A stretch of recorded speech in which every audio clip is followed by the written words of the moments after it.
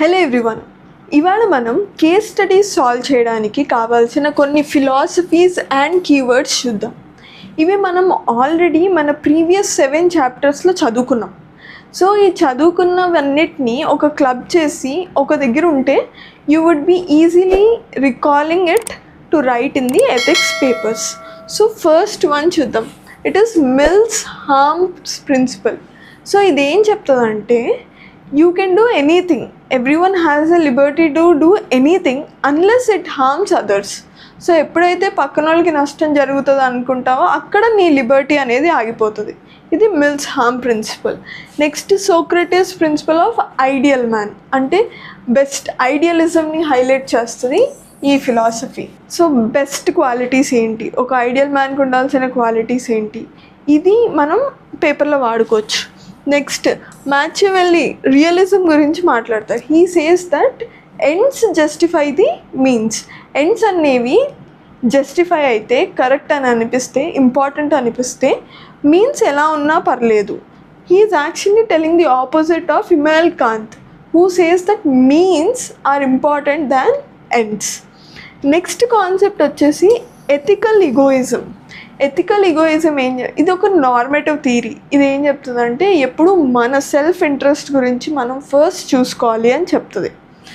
Next వచ్చేసి means versus end మనం చూసాము. ఇమానుయల్ కాంత్ కేటగరికల్ ఇంపరేటివ్ ఇచ్చారు.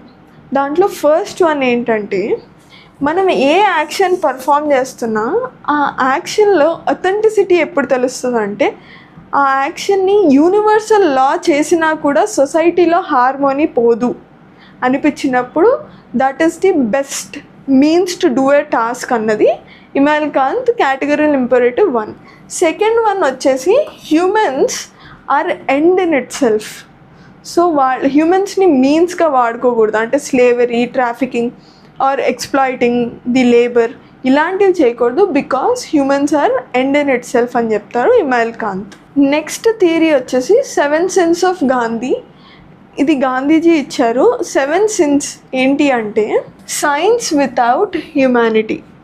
అంటే ఇప్పుడు మన nuclear weapons and advancement and technology అనేది ఒకవేళ హ్యుమానిటీ అనే ఆస్పెక్ట్ లేకపోతే waste. Second one is commerce without morality. So ఎవరినైనా ఎక్స్ప్లాయిట్ చేసి నువ్వు కామర్స్ చేస్తే there is no meaning in it. Wealth without work, అంటే ఫ్రీగా మనీ వస్తే without any contribution of yours, that is waste. Pleasure without conscience. Your inner voice should say this is correct, only then you should go for that pleasure. Next knowledge without character. Character లేకుండా knowledge is very deadly, because దాన్ని ఎలా పడితే అలా వాడితే it is harmful to the society.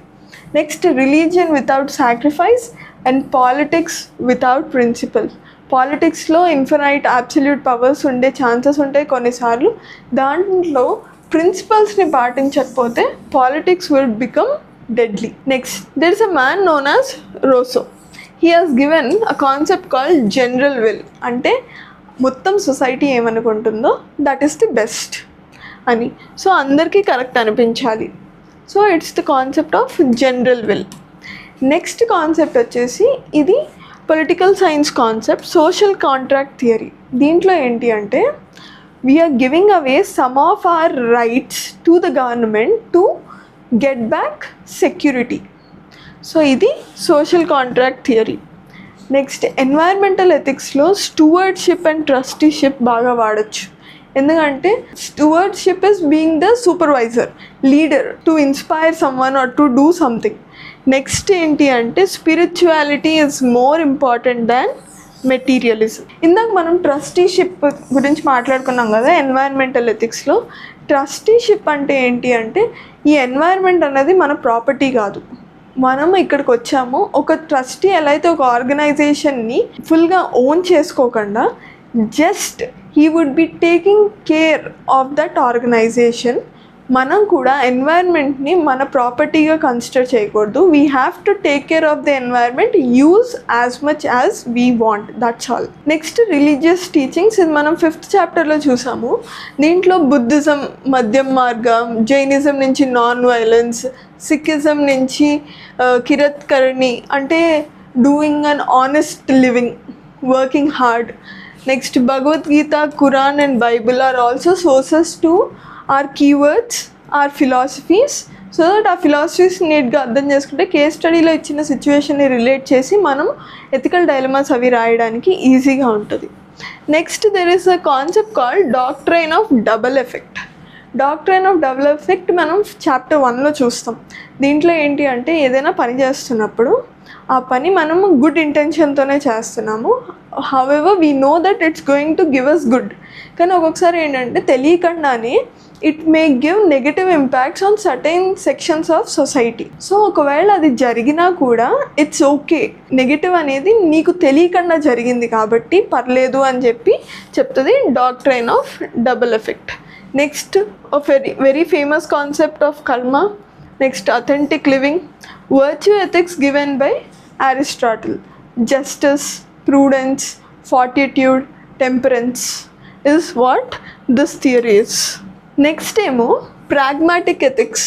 So ఎప్పుడైతే ethics follow అవుతామో అవి మరీ లాజిక్ లేకుండా లేకపోతే రేషనాలిటీ లేకుండా అసలు అది వర్కౌటే అవ్వదు అన్నట్టు ఉండకూడదు. They should be practical in nature. ఎందుకంటే ఎండ్ ఆఫ్ ది డే లైఫ్లో అప్లై చేయడానికి ఈజీగా ఉండాలి. సో ప్రాగ్మాటిక్ ఎథిక్స్ ఒకటి. Next state security versus individual rights. Usually Jammu and కాశ్మీర్లో there many times be internet blackout ఎప్పుడైతే టెర్రరిస్ట్ ఆపరేషన్స్ అవుతూ ఉంటాయో etcetera etcetera. So then we are giving importance to state security.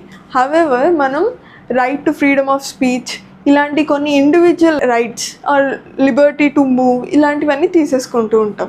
So that is this dilemma. Next international ఎథిక్స్లో ఇప్పుడు India ఉన్న స్టాండ్లో we have some keywords like విశ్వగురు, వసుదైక కుటుంబం, జస్ట్ వర్సెస్ అన్జస్ట్ వార్. మళ్ళీ బయో ఎథిక్స్, జీన్ మోడిఫికేషన్ ఏదైతే జరుగుతుందో, సో జీన్ మోడిఫికేషన్ జరిగితే రైట్ ఆఫ్ నేచర్ పోతుంది, ది సోర్స్ ఆఫ్ నేచర్ పాడైపోతుంది. సో ఈ బయో ఎథిక్స్ కూడా ఉంది. దీంతోపాటు bio war, COVID-19 was suspected to be a bio war and మనకు అది చూపించింది బయో వార్ ఎంత డేంజరస్ ఉండొచ్చు. So it has its own ethics. So science development research ఇంపార్టెంటా, పీపుల్స్ లైఫ్ ఇంపార్టెంటా? So this is a dilemma. Next work culture. మనం అది 6th and 7th చాప్టర్స్లో చూసాం. లేబర్ లాస్, చైల్డ్ లేబర్తో పాటు లేబర్స్ లాస్ కూడా చదువుకుంటే మనకి ఈజీగా ఉంటుంది పేపర్ రాయడానికి. నెక్స్ట్ ఏలియనేషన్ అనే కాన్సెప్ట్ కార్ల్ మార్క్స్ ఇచ్చింది. తర్వాత కొలీజియాలిటీ అంటే కొలీగ్స్ మధ్యలో ఉండాల్సిన coordination and cooperation. So work culture more స్మూత్గా ఉండడానికి. దాంతోపాటు ప్రొఫెషనల్ ఇంటిగ్రిటీ ఈజ్ సంథింగ్ ఆ కాన్సెప్ట్. దేంట్లో అయితే మన ప్రొఫెషనల్ ఎథిక్స్ ఏవైతే ఉన్నాయో అవి even when no one is seeing should not get compromised. ఈ మధ్య UPSC favourite keyword constitutional morality. ఈ ఇయర్ కూడా ఇచ్చారు, లాస్ట్ ఇయర్ ఇచ్చారు. సో మనం దీని గురించి ఎక్కువ కాన్సన్ట్రేట్ చేయాలి. Constitutional morality is nothing but your moral principles should be following the values of constitution. దాని తర్వాత సర్వోదయ కాన్సెప్ట్, దీన్ దయాల్ ఇచ్చిన ఇంకో కాన్సెప్ట్ కూడా ఉంటుంది. సో ఈ concepts very important. Next dignity of individual. Women issues వచ్చినప్పుడు లేకపోతే physically handicapped or the vulnerable sections వచ్చినప్పుడు, labour laws or labour exploitation అప్పుడు డిగ్నిటీ ఆఫ్ ఇండివిజువల్ కీవర్డ్ వాడుకోవచ్చు. సో ఇప్పుడు వరకు మనం చూసిన అన్ని కీవర్డ్స్ని యూ కెన్ క్లాసిఫై. అంటే ఏది ఇంటర్నేషనల్ రిలేషన్స్లో వాడుకోవచ్చు, ఏది ఎన్వైర్న్మెంట్లో వాడాలి, ఏది టెక్నాలజీ అండ్ ఇట్స్ హజార్డ్స్లో వాడాలి, లేకపోతే ఏవి న్యాచురల్ డిజాస్టర్స్, ఏదైతే మనం బ్రాడ్ క్లాసిఫికేషన్ చూసామో దాని కింద రాసుకుని మీరు పెట్టుకుంటే ఎగ్జామ్లో రాయడానికి ఈజీ అవుద్ది. సో నెక్స్ట్ వీడియో నుంచి మనం ఒక కేస్ స్టడీ సాల్వ్ చేయడానికి ట్రై చేద్దాం. Thank you.